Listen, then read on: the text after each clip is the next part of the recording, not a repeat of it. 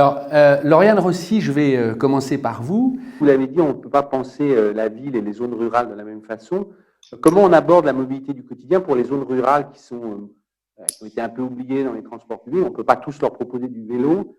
Quelles sont les solutions qui sont proposées dans cette loi? Effectivement, on a souhaité, je le disais tout à l'heure, vraiment travailler sur une offre à destination de tous nos concitoyens et surtout mettre un terme aux zones blanches de mobilité. Voilà. Vous avez une grande partie du territoire aujourd'hui qui ne comprend pas d'autorité organisatrice de mobilité. Cette loi y remédie, c'est-à-dire qu'en termes de gouvernance, grâce à cette loi, désormais, l'ensemble du territoire sera couvert par une autorité organisatrice de mobilité qui pourra enfin déployer, et c'est bien l'objectif, une offre à la hauteur des besoins et encore une fois alternative à la voiture individuelle. Après, je crois qu'il ne faut pas se mentir, la voiture, notamment en milieu rural et périurbain, reste le moyen de déplacement privilégié des Français, tout simplement parce qu'il n'existe pas d'alternative et 80% des trajets s'effectuent évidemment encore en voiture. Donc, il faut aussi pouvoir travailler, et c'est tout l'enjeu de la loi, sur un véhicule plus propre. Et là-dessus, nous avons adopté des mesures fortes autour non seulement du covoiturage, c'est-à-dire mettre plus de personnes dans la voiture et donc finalement réduire le nombre de voitures, mais également rendre la voiture plus propre au travers du véhicule électrique, bien sûr, mais pas que. L'hydrogène, le gaz, évidemment, ce qui implique derrière un maillage territorial de stations de recharge et de bornes d'avitaillement qui soient à la hauteur des enjeux. Et puis, rappelons-le, nous avons mis fin à la vente du véhicule thermique d'ici 2040, ce qui est quand même un signal extrêmement fort qui doit aussi embarquer derrière toute la filière, et c'est désormais le cas, vers des véhicules propres, en tout cas moins polluants. Il n'existe pas de véhicule totalement propre, mais en tout cas moins polluants. Et évidemment, un schéma d'aménagement derrière qui doit se déployer.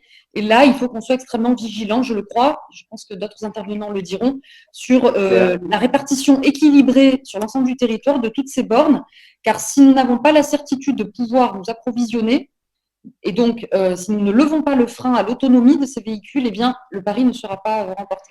Laurent Michel, en tant que directeur de la DGEC, donc la Direction générale de l'énergie et du climat, aujourd'hui, quelles sont les priorités de la DGEC? Une fois que la loi a été votée, elle rentre dans sa partie de mise en œuvre. Oui, bonjour. Alors, les priorités sont évidemment nombreuses et inscrites dans les orientations des récentes lois, orientation des mobilités, loi énergie-climat, et sous la houlette des ministres, aussi, je rappellerai, en lien avec nos autres collègues du ministère, en particulier la Direction générale des infrastructures et des transports et de la mer. On a beaucoup d'actions conjointes. Alors, pour ce qui nous concerne, il y a évidemment tout un travail de mise en œuvre des cadres réglementaires incitatifs et des dynamiques prévues par les lois et amplifiées, qu'on souhaite amplifier entre autres par le plan de relance. Je pense par exemple à une feuille de route pour déployer jusqu'à 100 000 bornes de recharge de véhicules, de points de recharge de véhicules électriques d'ici 2021 avec des aides, avec la planification, avec le décret d'application qui est en cours de finalisation sur les schémas directeurs d'infrastructures de recharge électrique. Mais c'est pas que de la planif, c'est pas que des aides, c'est aussi tout le travail sur l'écosystème. Par exemple, la qualité de service, l'interopérabilité. C'est pour ça qu'on prévoit, par exemple, avec le programme C2E Advenir, qui est bien connu maintenant sur le soutien aux bornes de recharge, d'avoir une nouvelle aide dans ce programme pour le rétrofit des bornes anciennes. Si je prends cet exemple qui est un peu mineur, peut-être ce rétrofit, c'est dire que je pense qu'on a beaucoup un enjeu de qualité, d'aller jusqu'au plus fin pour que ça marche. Et puis je finirai, vous avez évoqué les priorités, en rappelant qu'il y a évidemment actuellement un travail en cours de transcription en loi de finances ou dans une loi dédiée ou en mesure réglementaire des propositions de la Convention citoyenne pour le climat. La ministre s'exprimera, je pense, prochainement, voire très prochainement, sur des nouvelles dispositions sur les zones à faible émission mobilité. Et puis, on devrait avoir plus globalement, là, je vous prends un exemple qui sera dans la loi, mais la loi en fin d'année, début d'année, en tout cas début d'année sur le bureau du Parlement. Géraldine Palloc, vous êtes chez Enedis, responsable des co-constructions et partenariats du programme mobilité électrique. Quel est le schéma directeur aujourd'hui de raccordement du pays? Est-ce qu'il faut un maillage complet? Est-ce qu'il faut que, au même niveau qu'il y avait les stations essence avant, ou est-ce qu'aujourd'hui, il faut une approche beaucoup plus fine? On en parlait déjà avec EDF dans une autre des conférences. Oui, alors vous avez raison de le rappeler, le rôle d'Enedis pour le maillage en borne de l'ensemble du territoire, il est central, il est majeur. Pourquoi? Parce que toutes les bornes de recharge sont raccordées directement ou indirectement au réseau public de distribution. Alors évidemment, la loi d'orientation des mobilités nous y aide considérablement et a fait avancer un certain nombre de choses, notamment en effet cette capacité de planification qu'ont désormais un certain nombre de collectivités territoriales ou d'établissements publics à élaborer des schémas directeurs. Nous, Enedis, on les accompagne sous la forme de 2 leviers. Le premier levier, il est financier, puisque jusqu'à la fin de l'année 2021, Enedis prend en charge 75% des coûts de raccordement des bornes ouvertes au public, sachant que cette échéance, elle est prorogée à fin 2025 pour toutes les bornes qui, justement, sont intégrées dans un schéma directeur. Et puis, il y a un deuxième levier qui est mis en place par Enedis et qui concerne davantage l'accompagnement de ces décisionnaires que sont les collectivités ou les établissements publics en charge de ces schémas. Donc, pour nos propres besoins, on a développé des scénarios prospectifs qu'aujourd'hui, on est tout à fait prêt, et on le fait d'ailleurs déjà avec un certain nombre de ces collectivités, à partager cette expertise avec elles pour les aider finalement à avoir une idée en termes d'ordre de grandeur du nombre de bornes nécessaires sur leur territoire, en fonction, bien sûr, de ce qui va se passer sur le marché du véhicule électrique, et puis aussi en fonction de leurs propres besoins. Et puis, je conclurai là-dessus, on est également contributeur du plan de relance pour aider à l'équipement en infrastructure collective en immeuble, puisque c'est aujourd'hui la plus grande zone blanche en France, le résidentiel collectif. Damien Adam, vous êtes député des président des Seine-Maritime, groupes président des d'études groupes des véhicules d'études terrestres des à véhicules terrestres à l'Assemblée nationale. Donc alors justement, par rapport à la mobilité du quotidien, quelle est l'approche de la LOM sur le ferroviaire et qu'est-ce qui va changer et qu'est-ce qui est prioritaire?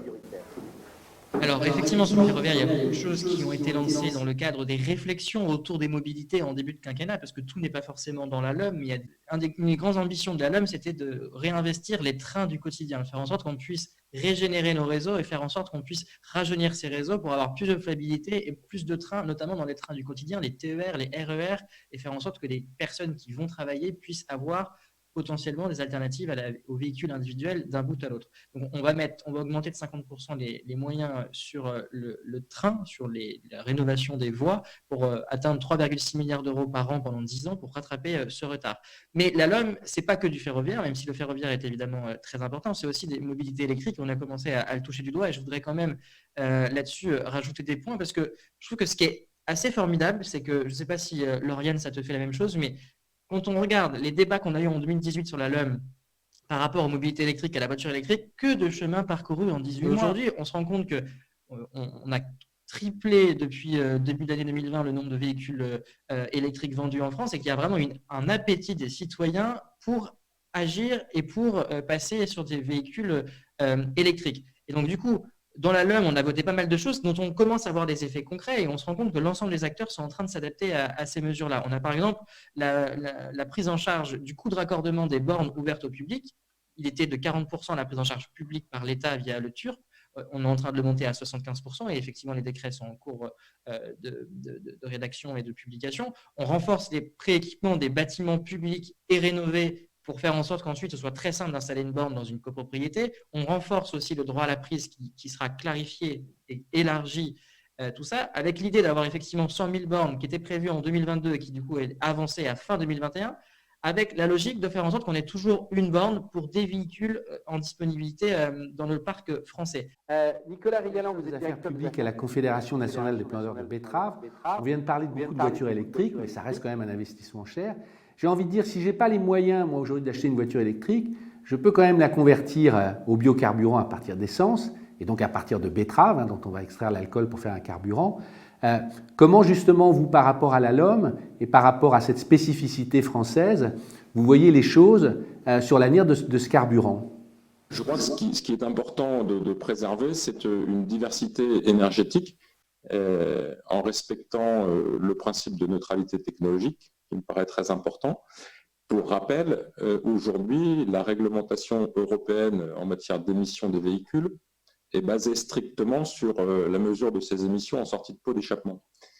Or, ça n'est qu'un aspect de l'impact sur l'environnement et en termes d'émissions de gaz à effet de serre, puisqu'on le sait, la production de l'énergie en amont va également nécessiter de la consommation d'énergie et générer des émissions de gaz à effet de serre. Donc, je crois qu'il serait utile et pertinent que la réglementation en matière d'évaluation des véhicules propres évolue pour prendre en compte, bien sûr, les émissions en sortie de pot d'échappement, entre guillemets, mais englobe également les émissions de l'amont. Ce qui permettrait une meilleure prise en compte du caractère renouvelable de certaines énergies, dont le bioéthanol fait partie. Et effectivement, ce carburant est utilisable aujourd'hui par des véhicules essence sur lesquels on fait installer un boîtier de conversion homologué, puisque les pouvoirs publics et la DGEC, j'en profite pour remercier à nouveau Laurent Michel, ont permis cette homologation d'un certain nombre de boîtiers de conversion. 14 modèles sont homologués aujourd'hui. Et évidemment, ça permet à un certain nombre de nos concitoyens de rouler à la fois dans des conditions plus économiques et surtout plus respectueuses de l'environnement, puisque rouler au superéthanol 85, en moyenne, c'est réduire de 50% les émissions nettes de gaz à effet de serre par rapport à l'essence. Donc c'est tout à fait considérable. Je le disais, nos premières rencontres internationales des voitures écologiques il y a 11 ans, nous avions 4 véhicules écologiques. Donc Laurent, je crois que vous étiez parmi nous la première ou la deuxième année. On était au tout début de cette aventure. Aujourd'hui, c'est une évidence. À une époque, ça a été peut-être du greenwashing. Les 6%, on est passé de 2 à 6% dans le parc électrique. Le développement du GPL, du bioéthanol, du GNV, tout cela parallèlement. Et depuis 2 ans, montre qu'il y a une vraie volonté d'aller sur la voiture plus propre, plus écologique. Je tenais tous les 5 à vous remercier. Prenez soin.